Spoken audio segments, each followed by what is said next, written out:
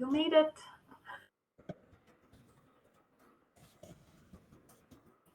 Good afternoon, good morning, good evening, wherever you are in the world joining us in the final session of the What Works Global Summit. I'm Vivian Welch. I'm interim CEO and editor-in-chief of the Campbell Collaboration. We will start the session in 1 minute. We will just give people time to get in the room. And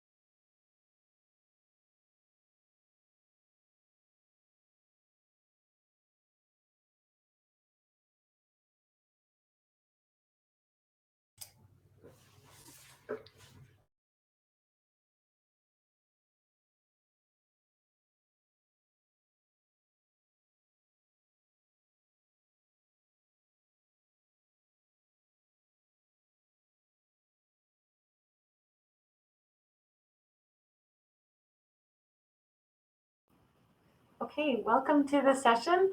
I'm Vivian Welch, editor-in-chief of the Campbell Collaboration.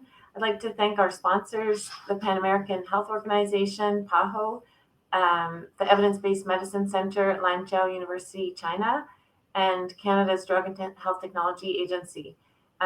Without these sponsors, we wouldn't have been able to make this conference free to participate, and we're very grateful.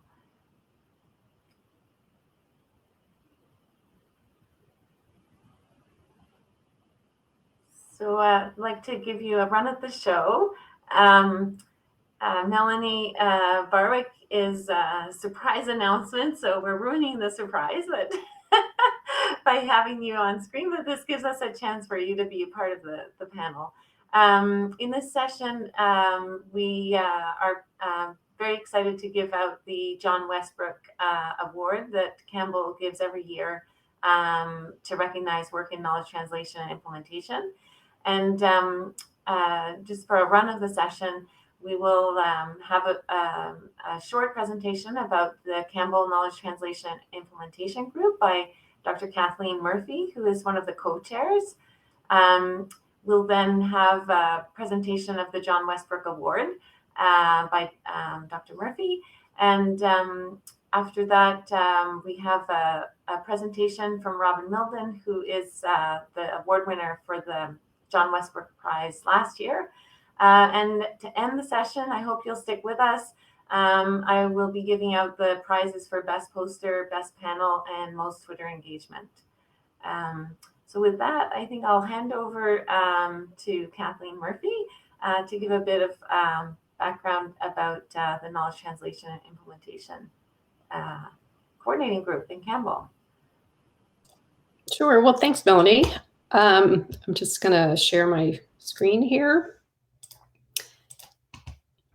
Does that look okay? Looks great. Great. Thanks. So hello, everyone. I'm Kathleen Murphy. I'm a principal researcher at the American Institutes for Research in the United States of America, and I co-chair the Knowledge Translation and Implementation Coordinating Group with Cindy Kai, who's also with me at AIR. And I'm just going to tell you a little bit about some of the activities of the group. So we really try to bring together practitioners, policymakers, decision makers, and other professionals to produce systematic reviews in the field of knowledge translation and implementation science. A lot of people, just the lay public, when they hear the term KT or implementation science, they don't really think about it actually as a science, and that there is research out there ripe for the synthesis. And we also try to enhance the impact of Campbell's systematic reviews on policy and practice, and just provide informal consult to the other CGs about how they might promote uptake of their reviews. So you might be wondering, well, gee, what would that look like, a systematic review in this CG? And just here are a few examples of some of the protocols and products that the group has produced. This one is on conflict of interest issues when engaging stakeholders in health and healthcare guideline development. And you'll see this has been kind of a central theme in the work the group has been engaged in. Here's another one on barriers and facilitators to stakeholder engagement in health guideline development, and that's a qualitative review. And here's another one on stakeholder engagement and guideline development. So that's been a central focus so far of the group, but we certainly don't limit what we would do in the future to just looking at stakeholder engagement. So you can certainly be involved. Please do get in touch if you want to register a review or talk through another topic. We do have some protocols. I've heard other CGs talk about how you might be able to pick up one that maybe somebody started and didn't quite be able to finish, and we could talk through that. You can join our steering group and think through what this group could be and where it could go, particularly as Campbell is thinking about goals and strategic plans for the future. We're happy to partner with you and think about how you might be able to promote your own work in this area to those who are interested in KT and evidence synthesis. So it's not just Cindy and me who are involved in the group. We are the co-chairs. Cindy is also the editor for the group. But we have our methods editor, Sean Grant from Indiana University, and information specialist, Stephen Mayer from New York University. And our managing editor is Victoria Barbo, who I think deserves an extra applause because she's been doing so much to support this conference also. And we really appreciate all of her efforts. So that's what we have on those slides. So I'm going to go ahead and stop sharing. Another activity that the KTICG group engages in is every year there is an annual, well, I guess, yes, every year is annual, Catherine, a John Westbrook Award.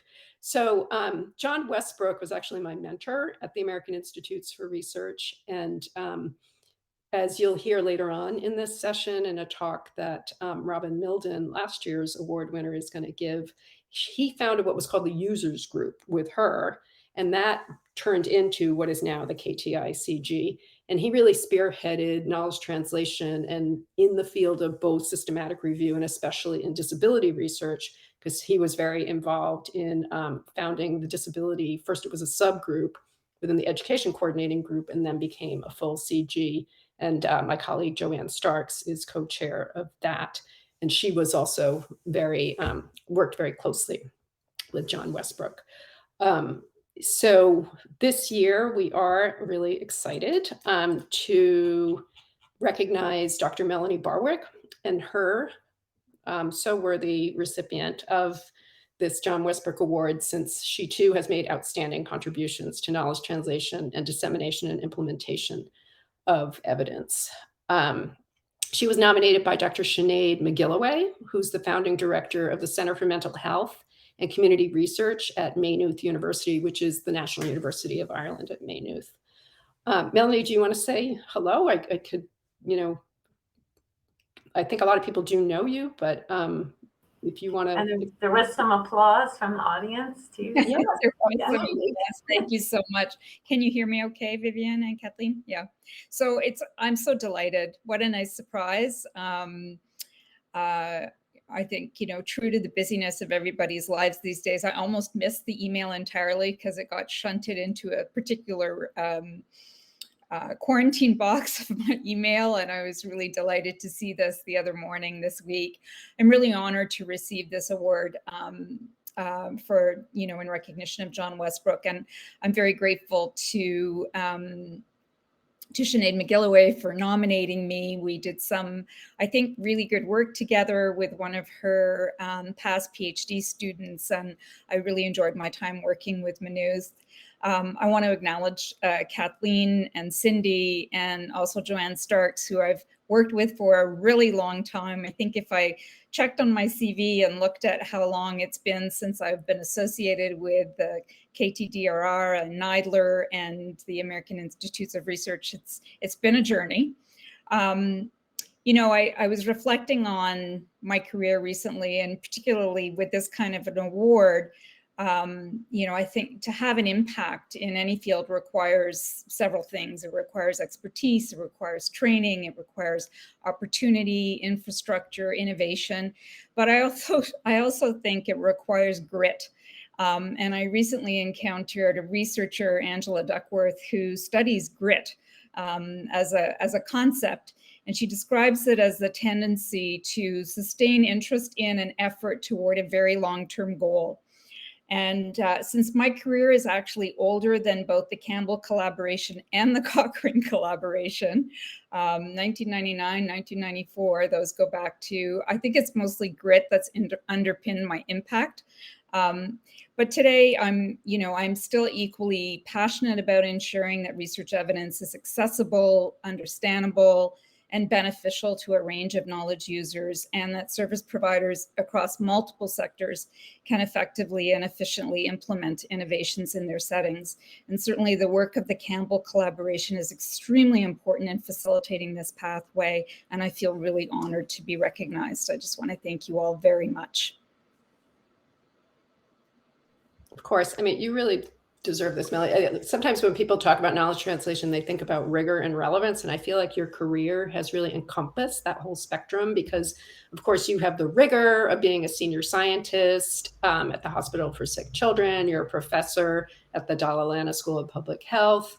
But on top of that, or really dovetailing with that, and not many people manage to make it dovetail, you have trained so many people. I was just looking at, your bio. Over 3,500 health researchers have taken your special knowledge translation training course. Over 440 have KT practitioners have gone through your KT professional certificate. You've got the planning for implementation practice that's trained 8 teams. I think one of them at AIR. There's the KT game, which is so engaging and novel. You've got the KT planning template. So all of these things are really what makes you so well deserving of this award, Melanie. You really are truly a public intellectual, and those are few and far between. Yeah, thank you so much. And I feel really honored to be recognized by Campbell. Thank you. Of course.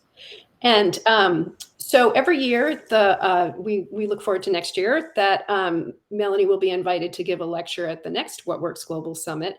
And so last year, the 2020 award recipient was Robin Milden, Dr. Robin Milden of the Center for Evidence and Implementation in Australia. And she was not able to join us, but she was really kind to record a really fascinating overview of KT and implementation science. So I think that Vivian is now going to be able to share that with us. I will. With the Center for Evidence and Implementation. And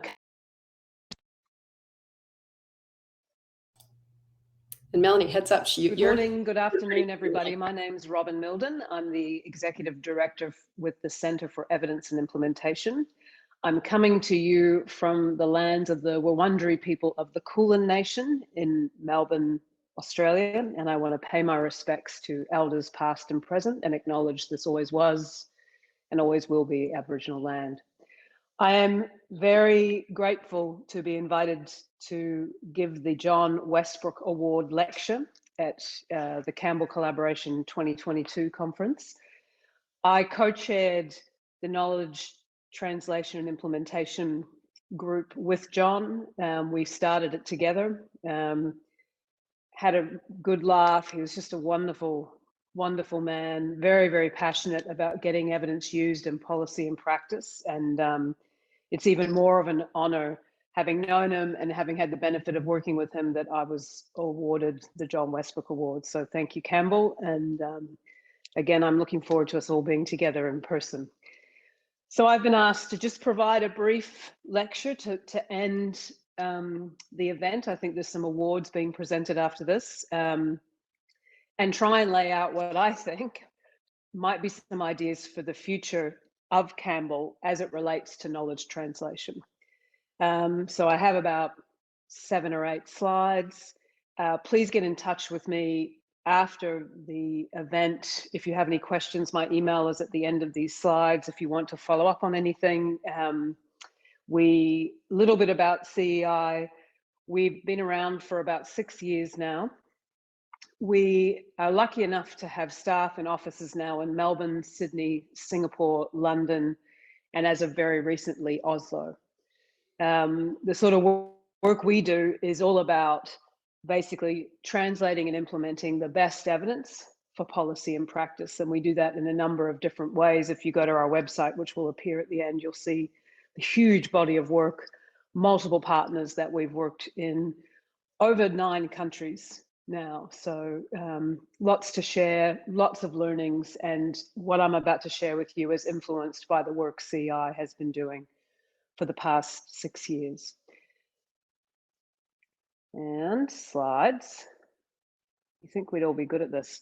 So people that have seen me talk are probably getting a little bit tired of me saying this, but it's a good way to frame what we're trying to think about here. And in that, we can't benefit from something that we don't receive.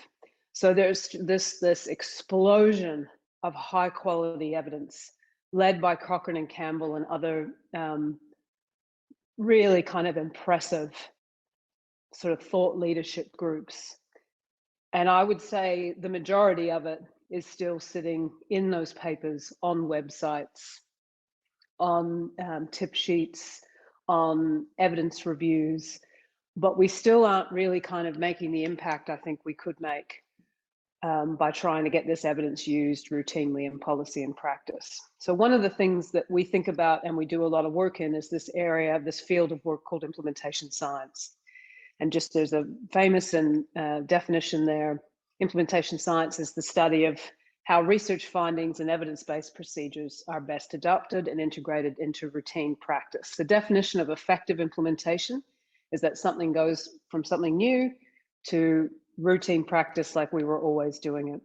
And you can see we're sort of thinking about implementation science as the bridge between research and implementation. Sometimes we also talk about implementation practice, and really that is applying implementation science in practice to try and really achieve that effective implementation.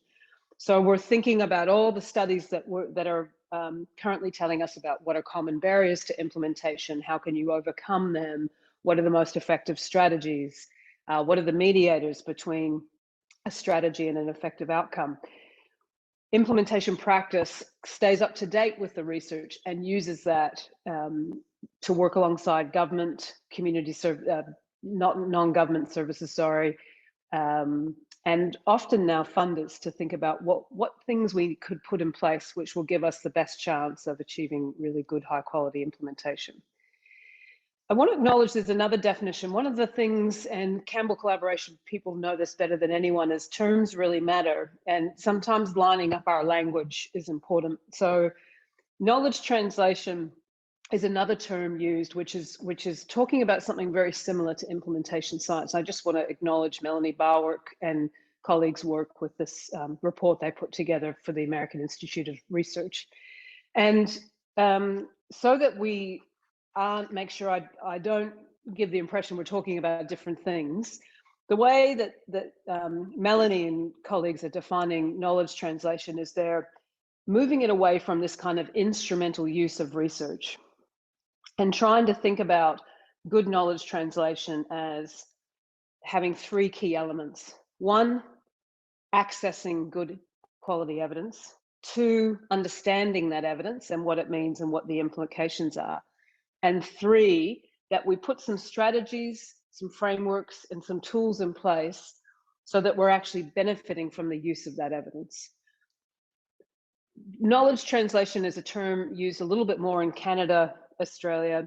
Implementation science is often used a bit more in the US and the UK. But I think in general, we're talking about the same outcome, and that is getting evidence used in policy and practice.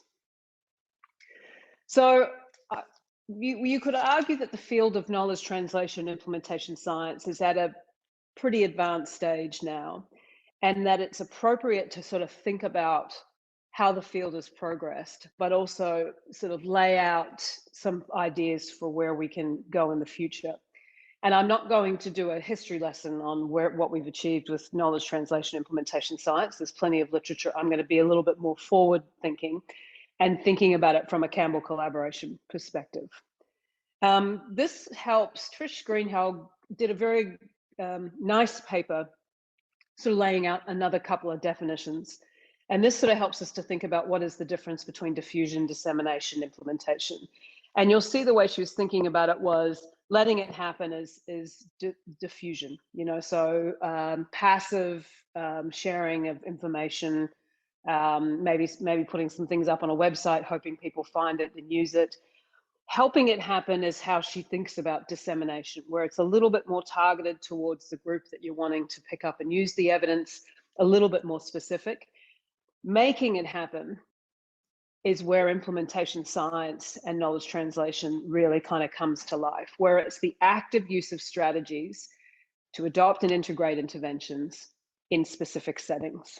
So that's just a helpful way. All those things are helpful and necessary, but research is really showing us now that diffusion and dissemination by themselves don't often lead to good quality implementation. And so where we can and where there is a want, we should really be focusing on not only what are the evidence-based strategies and programs or initiatives that we're choosing, but what are the actual research-informed implementation strategies we're putting in place to achieve effective implementation. So I just have a couple of themes of where I think Campbell could really think about where to go next. And I'm going to sort of toggle between talking about implementation research, that is the study of barriers and facilitators to implementing something effectively, and using that in practice, because both are equally important and need to be seen as part of the same sort of bunch of skills. So this is a terrific article. I'm now going to take you on nothing but screenshots of fabulous articles that I would highly recommend you source and read. What this piece does is it calls to action that implementation science should give much more priority to equity. There's been some criticism of knowledge translation implementation science that it really hasn't focused on decreasing social inequity by making sure that all parts of our society have equal access to good quality evidence when they need it, or when it's something that can help improve their lives and their communities. And that really higher income countries have been benefiting a little bit more from the science of implementation knowledge translation.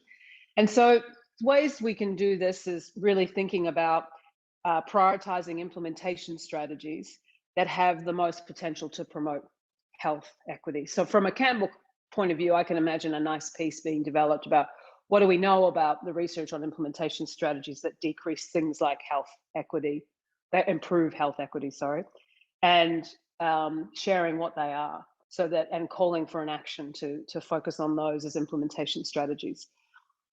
Also, if we work, and you'll hear me say this a couple of times in this talk, work really hard to translate findings from implementation research that are usable and that become tools for practitioners and policymakers to use in real world settings. How can they and what can they do to promote better implementation of evidence and policy and practice and make it really easy and usable for them to do? And groups like Campbell can partner with groups like CEI and others around the world to develop up this sort of tools, strategies. The second one, there is some concern, and I've had this feedback myself as an implementation scientist, that implementation science and knowledge translation have increased a lot of complexity when we're thinking about how to get evidence used in policy practice. And I love this particular implementation framework developed by Greg Ahrens, who's done some just amazing work in implementation science. And we use this both to guide research studies and implementation research to sort of unstructure what we're seeing in terms of barriers and facilitators. But we also use this framework to design implementation plans and help people move through the implementation process to try and bridge that evidence to policy practice gap. So we use it both for research and in practice. One of the things, though, is this can be an overwhelming framework. And in fact, there's now over 80 implementation and knowledge translation frameworks in the literature. that in itself is quite confusing. Which ones do you use? What's going to be better for your implementation research? What's going to be better for practice? So one of the things we've been calling on is to focus on adapting existing frameworks to, again, place a greater emphasis on equity, but also be thinking about the language that we're using in some of these frameworks. Again, those of you that spend your life doing searches and writing really good systematic reviews know the plea that a lot of you would have to get some consistent language across the various literatures that we're working with. But this one here is also thinking about getting some consistent language going with how we describe various phases of implementation and strategies. The other thing is to really think about, and I think there's a place for Campbell to do this too, to be helping sort of further develop some of these implementation frameworks to be even more, have a little bit more simplicity to them, to understand what are the must-haves, what are the things we must do that research has shown us can achieve effective implementation, and what are the nice-to-haves. And really starting to kind of unpick some of the complexity in these frameworks to make them a bit easier to use when we're thinking about evidence and trying to get it in policy and practice. This, you will all be super familiar with, this concern about the time it was taking for research to make its way into practice and policy. And we all talk about the 17-year gap of things we know could benefit people right now and them receiving that in a routine fashion. There is a place, the implementation science and knowledge translation emerged from the concern about this gap. Particularly, it started in health and has moved to other disciplines now. And again, if we can refine some of these frameworks, make them a little bit easier to use, develop some tools and top tips about knowledge translation implementation, we may still be trying to close that gap and not contributing to greater inequality by maybe, at worst, increasing that gap. And again, there's lots of different other ways we could do this by developing up modules of various implementation strategies and all sorts of good stuff like that. I also think there's a role for Campbell and partners, including groups like CEI and other global groups, to really take a capacity building role in knowledge translation and implementation. I get asked so much for where can they get some training in implementation science. We run it, other partners of ours around the globe run it, some universities are running it. I think there's a place to partner with these various groups and develop up a sort of a suite of training and support, just to raise awareness that there's this field called knowledge translation implementation science that is all about trying to get evidence used in policy practice. Sometimes the how matters more than the what. But also, again, this idea of some toolkits perhaps. But in addition, and when John and I were chairing the KTI group, we used to talk about this a lot. I think a lot of people think knowledge translation implementation is a communications function, where it's about developing sort of easy to bite off snippets of evidence and toolkits like I'm advocating for. But in addition to that, studying implementation research, doing systematic reviews on the effectiveness of implementation strategies, the use of frameworks. There is just a whole research agenda that could be picked up by Campbell, which is not only looking at what's effective from an intervention point of view, but also what's effective from an implementation point of view and sharing that. And that would also help to really advance the field. So capacity building from an awareness raising point of view, because we know training by itself doesn't necessarily lead to effective implementation. It's important, but not sufficient. And then also trying to advance the field by doing more and more systematic reviews in the area of KT and implementation science. And finally, this is an oldie but a goodie. To continue to advocate for building the evidence base for implementation research. Groups have been thinking about and talking about this for some time, and I just like this map that Ian Graham and team put together, which is trying to, again, simplify but put a nice analogy for the knowledge creation evidence, into the application of that knowledge and policy practice. Again, same thing. You'll see those other terms there: knowledge translation, diffusion, research utilization. In the middle there, they're referring to the knowledge to action framework that was developed by a number of fantastic implementation scientists in Canada as a guide to how to benefit from, all of the various primary studies that were being conducted, get them into reviews, and then move them into some way of getting them in action. And we would be advocating for doing this in a very pragmatic way. Again, going back to my point is, I think knowledge translation implementation science has made things a little bit complicated. Now it's our job to try and be very pragmatic, simplify things, make things available for people to be able to use, give more guidance on measures. What are some good measures around not only outcomes, but implementation outcomes? And really, for very busy policy practitioners, clinicians, people in real world settings doing the work, making it very simple for them to focus on the how and really kind of bridge that gap. So thank you. I wish I could see you all. This pre-recording business is kind of odd. But hopefully we'll see you again in a live Campbell conference, and I hope the event was terrific. And again, thanks for inviting me, and get in touch if you'd like to follow up on anything else. Thank you very much.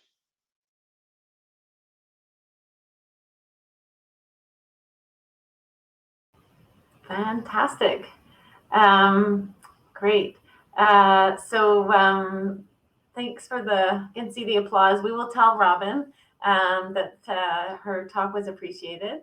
I did see Kathleen shared in the chat, in the discussion forum, a download of Dr. Barwick's monograph that was commissioned by the Center for Knowledge Translation for Disability and Rehabilitation Research. If there are any questions about the Knowledge Translation Implementation Group, I know that Kathleen would be happy to have them here in the live Q&A, and also be contacted later. I don't see any. People have been attending this conference since about 5:45 this morning in my time zone. And I know it's getting late in some other time zones. I have some final thank yous that I'd like to share. It probably will take only a few minutes, and at least one of the award winners is in the room with us. So please stick around. Let me figure out how to make this big screen, and then I'll share it. Great. So once again, just thanks to our sponsors. We couldn't have done this without them. And I want to give you some numbers about the conference. Not very fancy. 1,200 registrations, almost 600 participants in the sessions over 3 days, 200 presenters, 60 posters, 58 countries. This is a map of the countries that Victoria Barbo did for us. I totally agree with Kathleen. We could not have done this conference without Victoria. 40 sessions. We had an average of 33 participants per session, 5 workshops that were incredibly well attended. So I just want to say thank you to everyone who participated in all the ways that you did.